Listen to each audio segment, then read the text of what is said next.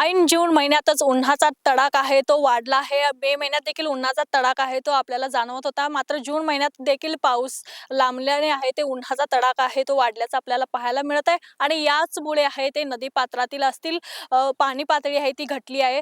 सध्या मी कळंबा तलाव येथे उभी आहे. या ठिकाणी तुम्ही पाहू शकता की कळंबा तलावातलं देखील पाणी आहे ते घटल्याचं आपल्याला पाहायला मिळत आहे. खरं तर काल सकाळपासून आहे ते काळमवाडी धरणातून जो पाणी उपसा होत होता, संपूर्ण शहराला काळमवाडी धरणातून पाणी पुरवठा केला जात होता.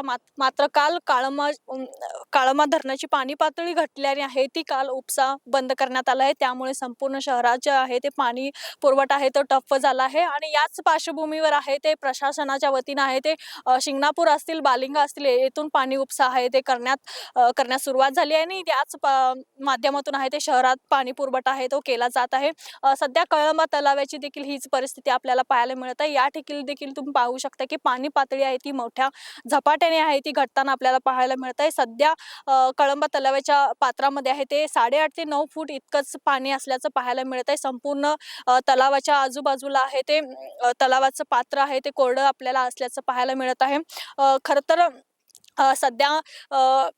सध्या मंगळवार पेठ असतील, शाहू बँक परिसर असतील, कळंबा असेल किंवा पाचगाव असेल या परिसरामध्ये आहे ते कळंबा तलावातूनच पाणी पुरवठा आहे तो केला जातो. मात्र सध्या आहे ते याच तलावातून आहे ते पाणी पुरवठा आहे तो सुरू आहे. मात्र या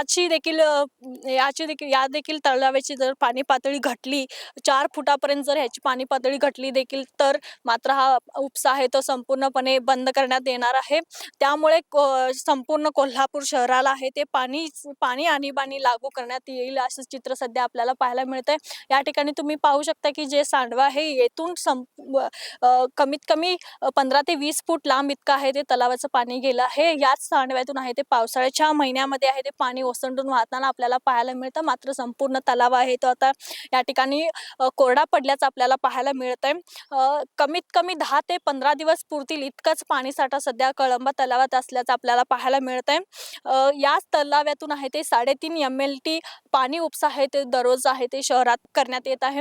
खरं तर काळमवाडी धरणाचं पाणी पातळी कमी होत असताना शहराला 1 दिवसाआड आहे तो पाणी पुरवठा केला जात होता. मात्र नागरिकांच्या मागणीनुसार आहे ते 1 दिवसाआड पाणी पुरवठा बंद करण्यात आला आणि सुरळीत पाणी पुरवठा आहे तो करण्यात आला. मात्र याचमुळे आहे ते काळमवाडी धरणाचा पाणीसाठा आहे तो लवकर संपल्याने आता काळमवाडी धरणाचा उपसा आहे तो पूर्णपणे बंद करण्यात आला आहे. त्यामुळे शिंगणापूर आणि बालिंगा असतील आणि दुसरे जे पाणी पुरवठ्याचे स्रोत आहेत त्याच्या माध्यमातून आहे ते शासनाच्या वतीनं आहे ते संपूर्ण कोल्हापूर शहराला आहे तो पाणी पुरवठा केला जात आहे. मात्र उन्हाचा तडाखा असाच राहिला आणि पाऊस जर लांबणीवर पडला तर पाणी पातळी आणखीन घटण्याची देखील शक्यता आहे. त्यामुळे नागरिकांना प्रशासनाच्या वतीनं आहे ते पाणी कमीत कमी प्रमाणात वापर करावा असं देखील आवाहन करण्यात आलं आहे. आणि त्याचबरोबर संपूर्ण नागरिकांना आहे ती पावसाची प्रतीक्षा आहे ती लागून राहिल्याचं देखील आपल्याला पाहायला मिळत आहे.